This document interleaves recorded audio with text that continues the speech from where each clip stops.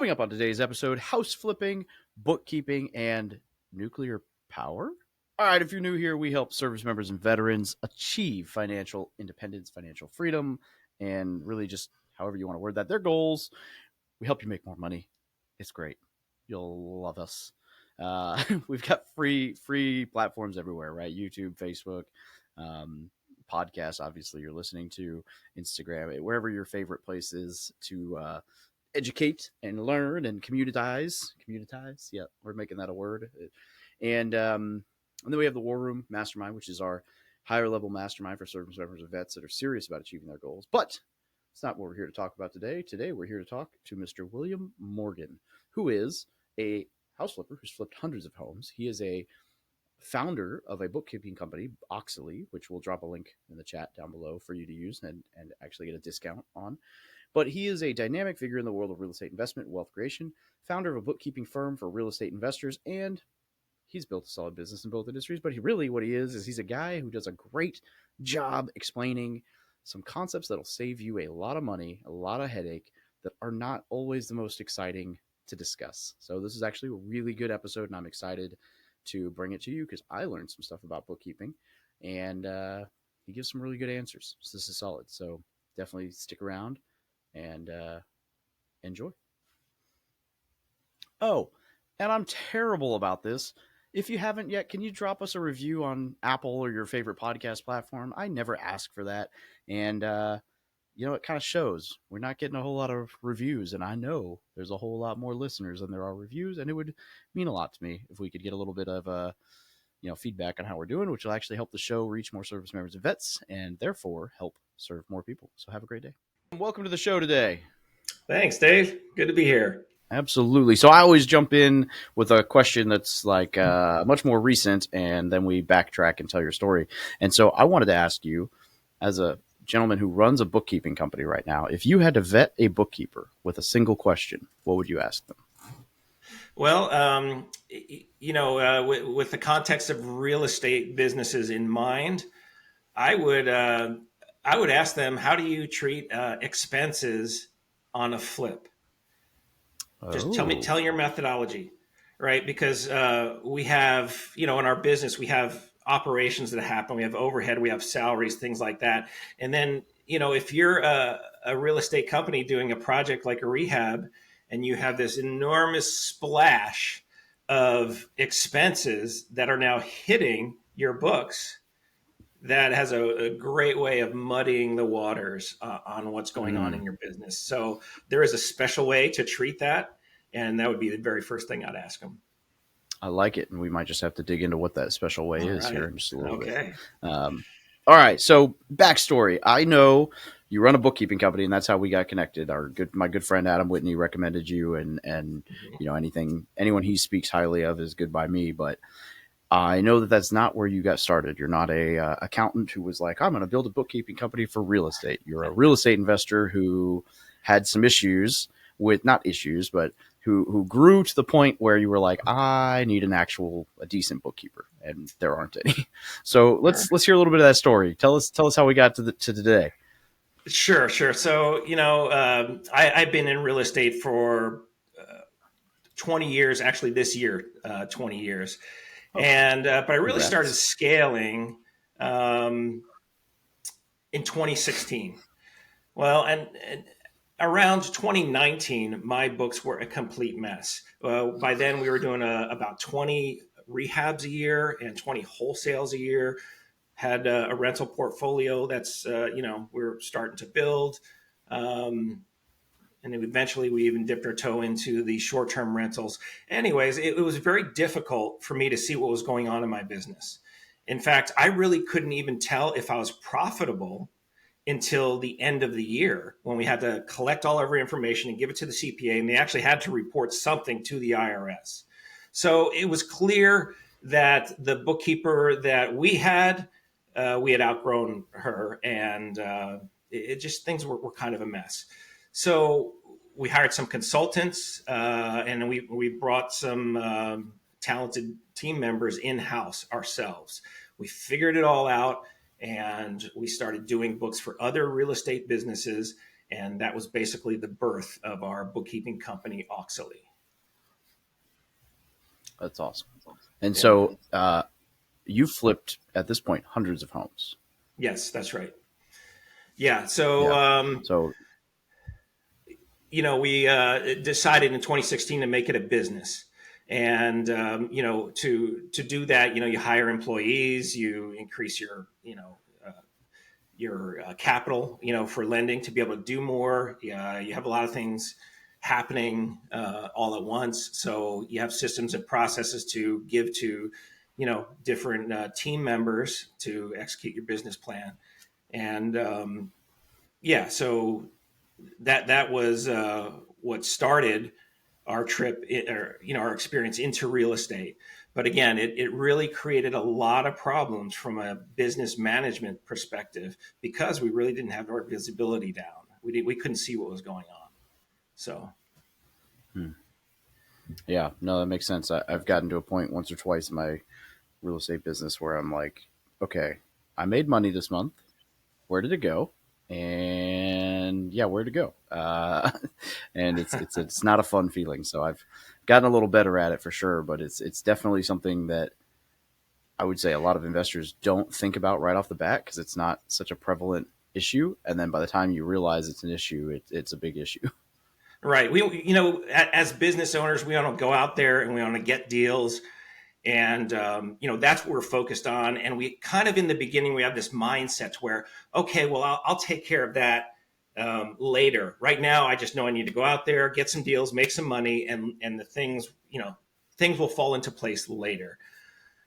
But sometimes those problems can accumulate, and then also, once you do realize that level of business activity, you're going to want to start to see things in your business. You're going to want to know if the rehab that you're doing, is it on budget like you planned? Maybe you had estimated $50,000 in repairs. How are you doing? Right. And you want to be able to see those things, to drill down into those intricacies in your business, because that's really where the money's made. You can only run your business so long without paying attention to your financial data. There's this Absolutely. statistic that 80% of the businesses, small businesses, go out of business in the first 5 years. And when you look at like a top 10 list of why they go out of business, at least half of the items on that list have to do with your financial data. Man, that's a yeah, that'll get you. That's painful. All right, so what would you say are some of the most common bookkeeping mistakes that you see real estate investors making? Well, first off, they tend to hire someone locally, then that makes perfect sense. But maybe they don't quite have the business experience that matches your business. I think that's the number one thing. Mm. Most bookkeepers that you'll find, will be able to do the books for a coffee shop or a tire store, but when you have a very dynamic business such as real estate, it tends to fluster a lot of the bookkeepers. At least that's what we've seen. We receive accounts from people who have outgrown or were with a bookkeeper who didn't quite understand how to do the books for a real estate company. And, we see some common mistakes that are made there. So it is a specialty. And that is why we like to focus on the real estate industry. No, I agree wholeheartedly. My first bookkeeper, I thought they were doing great because I didn't know any different. And when I got my second bookkeeper in there, because it became evident that they weren't doing great, it was like everything was miscategorized. I mean, I spent probably the better part of 40 hours going through an entire year's books, updating and resetting all the automations in QuickBooks because it was just not only was it done incorrectly, but it wasn't even like close. And there were so many like uncategorized expenses that were to me blaringly obvious exactly what they were, but to this person it was like, I don't know, I'll just leave it. And yeah, Right, right, it was not a fun experience for me for sure. And I wish I'd known how to do it from the get go. right. And then so when you do it right, it unlocks a lot of capabilities. Right. One of the most impactful things in our real estate business that we unlocked when we actually got a hold of our books in a a very professional manner was our marketing, right? So when you are spending a lot of money on marketing, and for some real estate businesses that is probably the biggest expense. um, Mm. so when you're spending a lot of money on marketing, you want to know, well, okay, am I getting a 3x return on that or a 5x return on that? And then even going a level deeper is PPC doing better than direct mail, or how's my cold callers doing, right? That's the sort of data you unlock, and it allows you to pivot in the right direction, to stop doing what's not working and maybe lean harder into what's working right for you. And that was the most dramatic impact from going from where we had no visibility. We didn't know what was going on. I didn't know where it was profitability mid-year. I mean, I really didn't know. I mean, I had an idea, that we'd done a number of deals and we had some profits, but I had no idea of where I was on a project by project basis. I couldn't tell. I had a fuzzy idea that marketing was working, but it was just very difficult to get Mm. granular and make those decisions. So, once we started doing that, we really started hitting our stride in our business. Yeah. So, um, let's see. Let's pretend that you've got like 2 minutes to try to explain the basics of bookkeeping to somebody. How would Yes. you how would you do that? Okay. So, your transactional data is going to be split up into four basic categories. You're going to have your income and expenses, and that goes on your profit and loss side of your books. And then you're going to have your assets and liabilities. Assets are like rental properties, liabilities are like mortgages on those rental properties. That goes on your balance sheet. So, that is basically with your transactional data, you fit it into one of those four categories. It gets a little more nuanced than that. There are a thing called a chart of accounts, and there's different charts of accounts for different business models, but essentially that's it. So you're going to account for your income, your expenses, your assets, and your liabilities. I love it. That's about as simple as it gets, and yet, man, do we overcomplicate it. Is there anything you've noticed as like a common denominator for those who have, you know, whether I guess we could say the healthiest books, or maybe like actually build wealth? I guess the way that we could put this is like in the flipping and wholesaling community, right? You can make a Right. ton of money and Right. not have anything to show for it. So what do you have you noticed that makes people actually get to like financial freedom as opposed to just That's a having a money machine that they fantastic don't? question, because as you can imagine, our company has visibility over a lot of different businesses, and we see what works. I think profits are great. Profits will give you spending money. They'll give you cash, but equity will make you wealthy. Absolutely. Mm. If again, as for those of us who are in real estate, we are really in a special sort of field, a special sort of business. If you were a restaurant, if you had purchased extra utensils, pots and pans, tables and chairs, and you held those in inventory, it's really not going to move the needle on your business at all. It doesn't mean anything to how well your business is doing. But if you're a real estate business and you're able to pick up some properties and keep those on your balance sheet, they're going to pay you. They're going to pay you in four different ways. If they're a rental property, you're going to get cash flow, which is income over your expenses. You're going to get equity pay down. Every time your tenant makes a payment to you in rent and you take that payment and you pay your mortgage, your principal gets paid down. So you get principal pay down is number two. You get amazing tax benefits from picking up rental properties. Mm. And then, of course, you get appreciation over time.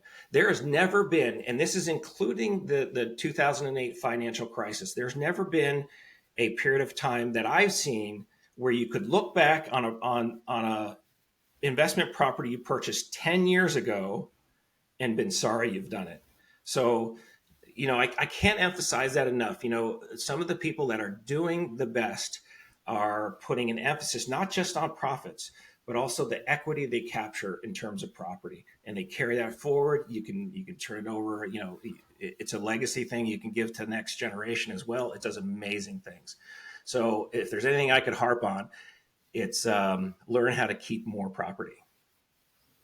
I love that. Yeah, there's some interesting data if we look at like the stock market, which I think is probably the easiest way for people to wrap their head around cyclical markets that say like if you I'm going to mess all this up, but like let's say you were invested for the entire duration of the S&P 500. Like there's not a single time period where you could have dumped all your cash in and lost over the long haul. Whether you dumped Right. it in on the highest of highs and then it Mm-hmm. tanked, or you dumped it in on the lowest of lows, or Right. there's some data, some piece. I'm trying to remember the exact point on it, but it's like if you missed if you missed out on like the wrong five, I'm going to mess it all up. But bottom line is that no matter when you start investing, if you dollar cost average and hold on long enough, you're going to win. Mm-hmm. And I think rentals are the same way. Like you said, if you bought all your Yeah. stuff in 2008 Yeah. and then it tanked, as long as you could hold on to it, you're looking just fine right now. Right. Right. And that's true. It's profits are great. Profits are sexy, but the IRS gets at least a third of them.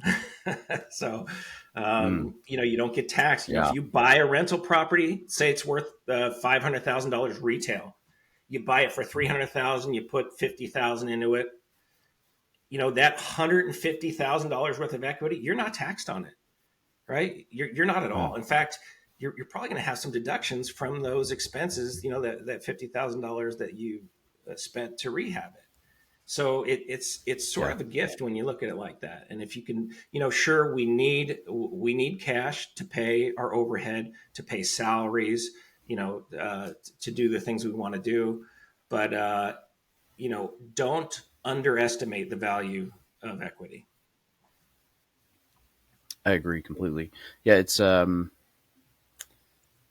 Oh, I'm getting really good at this whole having a great thought and then losing it right at the end there.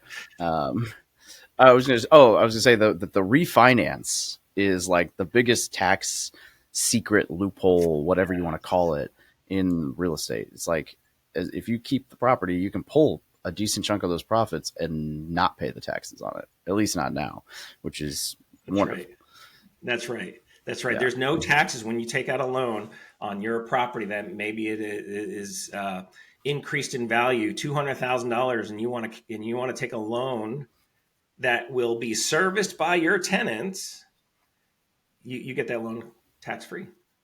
So I that's a love it's it. a great way to hang on to property and to capture the benefits of that appreciation. All right. So let's see here. You said in the when you filled out the form or when your Hmm. assistant filled out the form, they said that your superpower is systems and processes, systemizing a That's right. business to make it scalable. Do you have Right. a methodology that you use when you're working towards this goal, or is every business completely different and you have to feel it out? No, no. I think again, from that entrepreneurial mindset, we're talking a little bit about this before the show, but we don't necessarily want to get into the nitty gritty details right away. We want to go out there and capture deals. We want to make things happen. We want to put meat on the table. That's what we do. But if Mm, you're going to scale, you're gonna a friend of mine, this one investor friend of mine used to say, there's nothing to be learned from the second kick of the mule.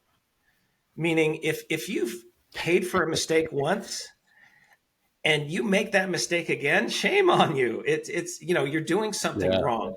So systems and processes, for me, and I advocate it for everyone who's going into business. Systems and processes are a way for you to communicate with your team without your being there. Number two, it enables you to carry forward best practices and lessons learned. So as long as you capture it, and it can be as simple as a checklist. It should be a little bit more involved in that. But if you're able to capture procedures and hand them to your staff, now you've captured all those lessons learned. You're not going to make those mistakes again. You're not going to pay for things twice. They're going to be able to know what you expect of them without you having to tell them every single time and it really starts to pay dividends as you scale, as you gain employees. And it provides a basis for training new employees. So I encourage you, all business owners, to just start to assemble business systems that are working well for you. Capture them, write them down, and especially with all the different tools that are available to us online and in the cloud. There's so many ways to capture them and share them, and use them for training, use them for coaching, right? It people thrive when they know what is expected of them. Yeah. No, absolutely. I know, like using a Loom video, or I'm trying out some of these Yeah, other new systems, the AI stuff to build out like checklists and worksheets yeah, and guides for my employees, and it's great. Do you have? I mean, that whole world of tools online yes, has right, changed dramatically in the recent yes, future. yes, But do you right. have any like go-to favorite tools that you love to use in everything?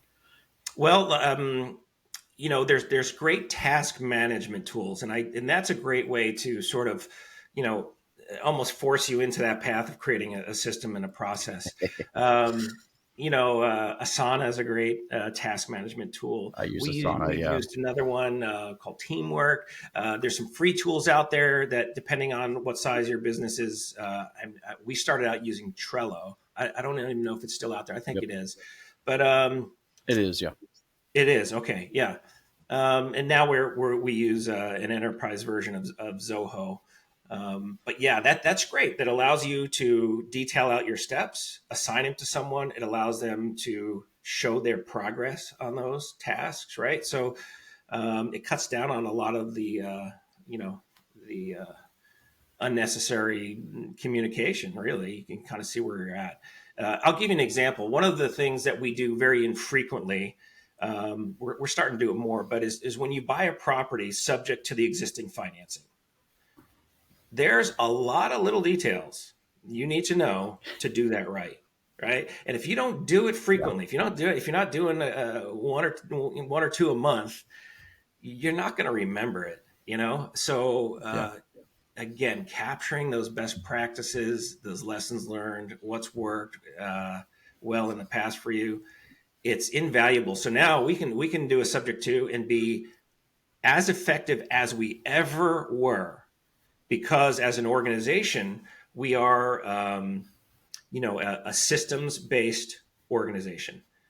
We go to that Yeah. first, and that's our guide, and it enables us to be effective right out of the gate, even if we haven't done it for a year or two.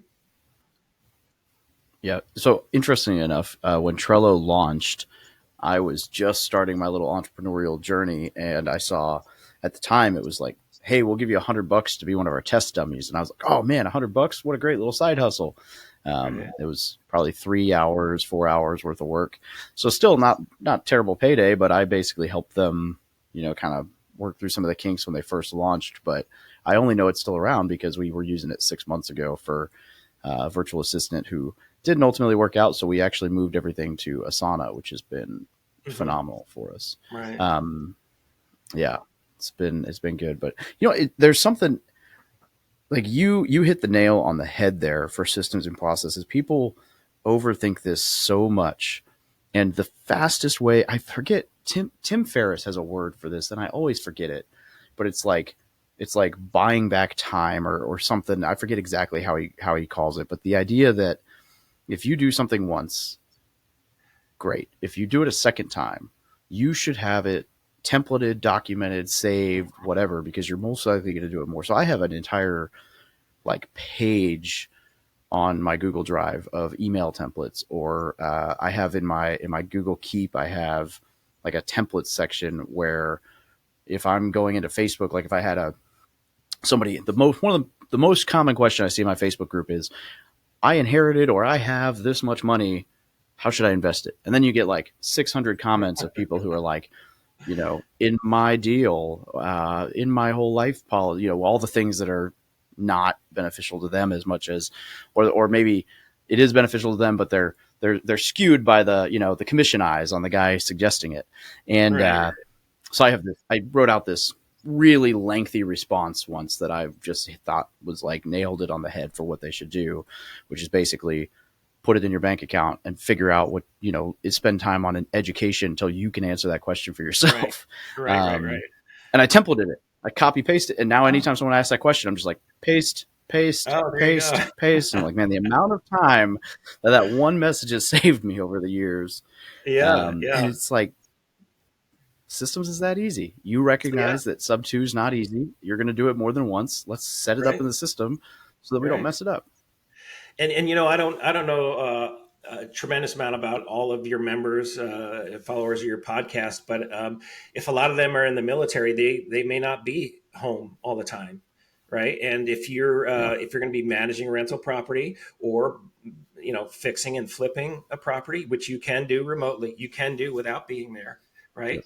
Having systems and process is doubly important. It's absolutely critical, because again, that is how you're going to set the expectation. That's how you're going to communicate with your people back home, who they're going to be executing on what you want them to do. So you better give them some guidance. So There's an it's very added benefit powerful. in there for guys like me that are the like high I personality on the disc profile, and don't like when people don't like confrontation, don't like when people like that, don't like them, Right. all that.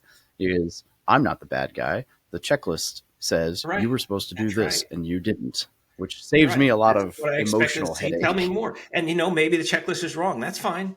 Right. You can always change that if it is wrong. But if it's something we overlooked, it's another opportunity to sort of circle someone back. Again, you want to create a systems based organization. When you go to a theme park and you take your kids and you have a wonderful time and everybody thinks it's magic. What you've just experienced are well refined systems. When you go to a restaurant and every time you go, it's a great time and it's packed and everybody enjoys it, there's great reviews. What you've just experienced are great systems. So Hmm. that is truly the difference between the amateurs and the pros, if you ask me. I agree. I love it. Did Would you say systems came naturally to you, like learning systems and processes, or is that a learned skill? You know, before the show, I told you in a former life I was in nuclear power. And in Oh, that's nuclear true. power, you may not do a single thing without a procedure. So, and I was in that industry for over 25 years. So it was drilled into me. But I see the benefits of it too. It really does help you to be very effective. There's two industries where they manage human based mistakes at a very tight level, and that is nuclear power, and then the Airlines. airline industry is another one. They manage them Hmm. very tightly. And coincidentally, both of those industries are very systems based, very procedure based. So, yeah, that's where I got it from. I love it. That makes sense. I was going to ask if it's if it's a learned skill, how does one go about it? But it sounds like Yeah. it's kind of like what you said. It just kind of over time repetition. Yeah, and there's it's simple. You basically want to be able to. We write our systems, our procedures, and whether this is for our accounting business or for our real estate business, we write them to with the goal that someone who is of average competency but no experience can perform at an 80% level. If they can perform at an 80% level with our system it did its job. And that's Absolutely. great. We'll take that all day long. And we've seen it. We've absolutely seen it. We've hired people, especially with as I mentioned, our bookkeeping for real estate professionals can be very nuanced and tricky. So having systems for how to deal with a flipping operation, right? How do you manage the chart of accounts? How when there's a deposit or a down payment on a property, what do you do with that? Those sort of nuances, if you systematize those, you're going to get consistent results time after time. It's going to enable you to scale. So it's yeah, I can't say enough about it. That actually reminds me, we were supposed to touch on at the beginning of the show. We talked about it briefly.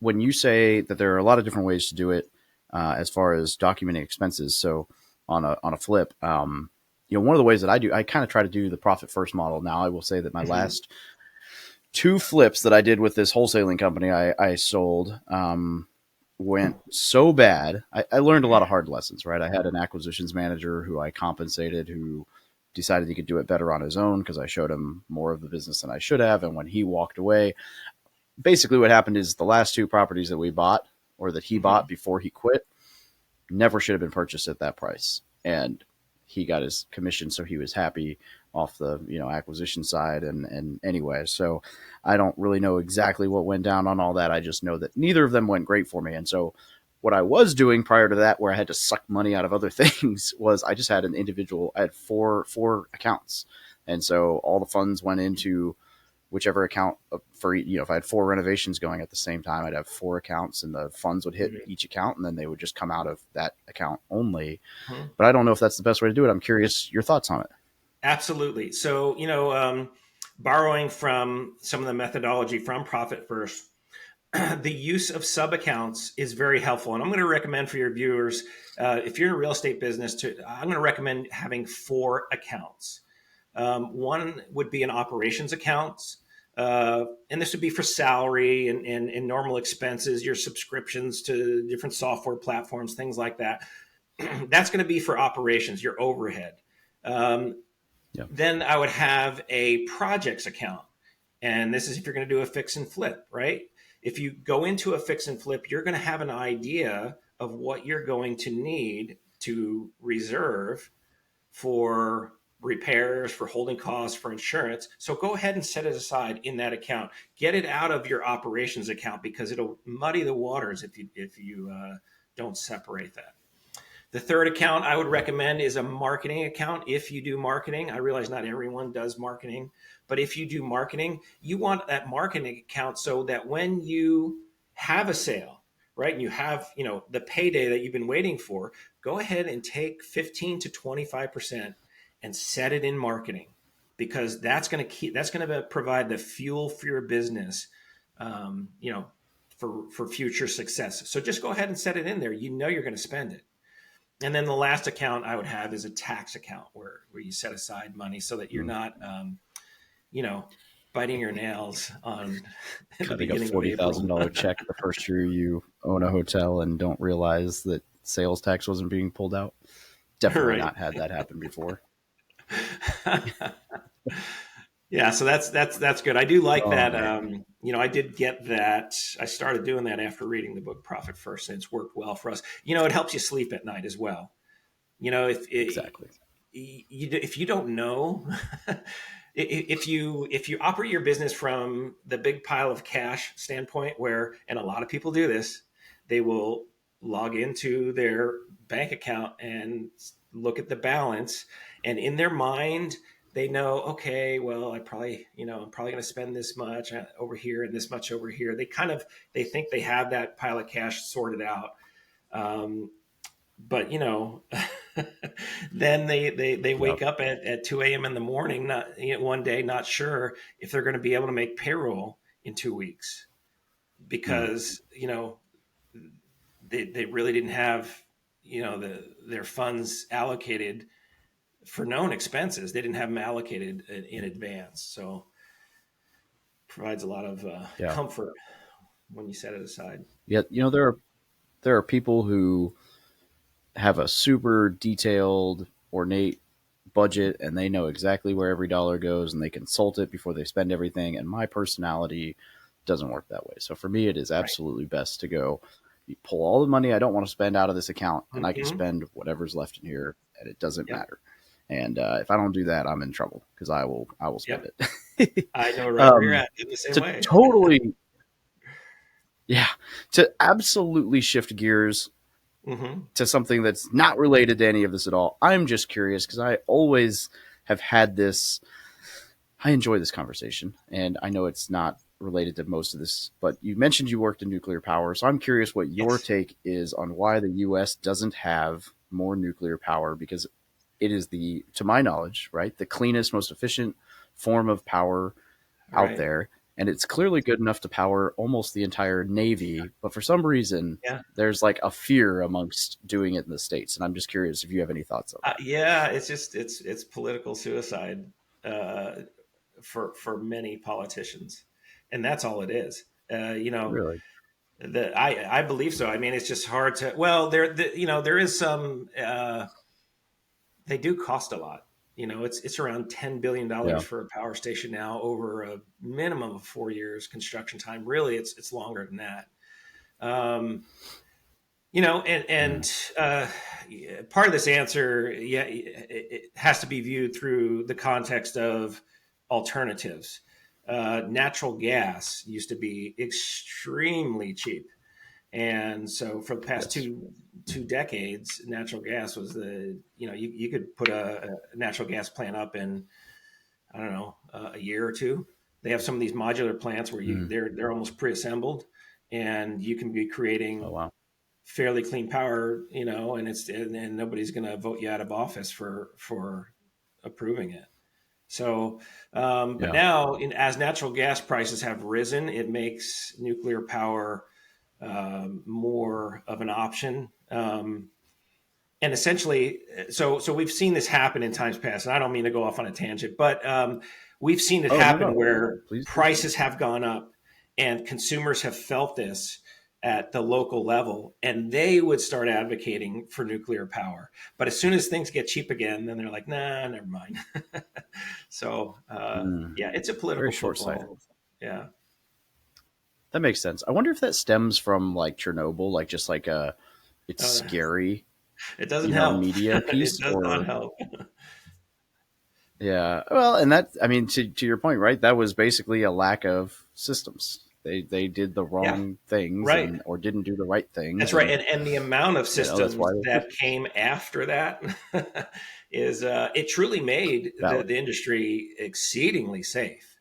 It Oh is yeah. way safer than it was before that. So yeah, that does speak to that. Well, and it is ridiculous what some of these Navy. I mean, nobody even has specs on what a Navy sub can do because that's completely and totally classified. So Right, I know a bunch of guys who are on submarines and they won't tell you a diddly about it. But right. I have seen an aircraft carrier, a seven, I don't even know, 70 million ton thing. I mean, they're Uh-huh. huge, whatever they are. They carry 6,000 people. I've seen them do maneuvers, and they Yeah, are absurdly fast in the yeah, water. And it's interesting. I always wondered. I was like, man, are they really just that fast to get somewhere? If they need to get somewhere or to yeah, evade whatever. No. Interestingly enough, aircraft carriers are capable of going like 40 knots because if yeah, there's not enough wind to start turbines on airplanes, they have to create their own, which is yeah, it's just this whole crazy concept. And I'm like, we're pushing out hundreds of thousands of horsepower through these things and running year round, no yeah. issues. But we're afraid to, I think Arizona's actually building a nuclear And you plant don't have right to now. refuel that carrier for 20 years. 20 I know years. it's nuts. Oh my gosh. Yeah, it's crazy. And Yeah, yeah, so I hope that at one point in life we kind of move towards that because I think as great as solar is, like California is the perfect example of solar doesn't solve everything because they're trying to go completely electric vehicle by right. 2035 and they can't even handle their own power grid right now. Yeah, So you got to do that's true. something different. No, absolutely Oh true. man! All right, well that was a total ramble, total tangent, but I enjoy that conversation, and honestly, I think that's something big picture for a lot of investors to think about because like you said, natural gas isn't getting cheaper. Different Hmm. ways to manage utilities in your properties. It adds up. I mean, we've got a hotel that I would say like 16 to 17% of our expenses is the utility bill, and so we've been thinking a lot about. I mean, obviously we can't put a nuclear reactor in the back of our hotel, but Right. we're looking at solar and geothermal and all the different things. So, um, well, is there anything we missed? There's something, we talked about, and I'm glad you asked about the sub accounts because I really do think that is a easy tool to implement for your listeners. There's one other thing that I want to just sort of bring out. And, our company has assisted in several audits, of business owners. And Yeah. if you don't have a receipt or an invoice for something you're claiming a deduction on, don't be surprised Mm, if in an audit they say it doesn't count. It's we're not going to count. We're going to disallow that um, deduction. And if you're in a real, interesting. if you're in a fix and flip company where your expenses will be in the hundreds of thousands of dollars, I want you to think about that. Think about what if someone said one Yeah. day that $200,000 in expenses you reported on your taxes is disallowed. And think about the check that you're going to have to write. I'm saying this from experience.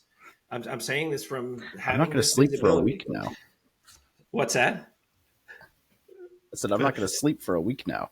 Well, so here's a quick and easy process. All right. So this is what I recommend. It's very simple. Anybody can do it. Designate an email for invoices and receipts. Number one. Right. So Mm, we have one, invoices. It could be invoices at yourrealestatecompany.com.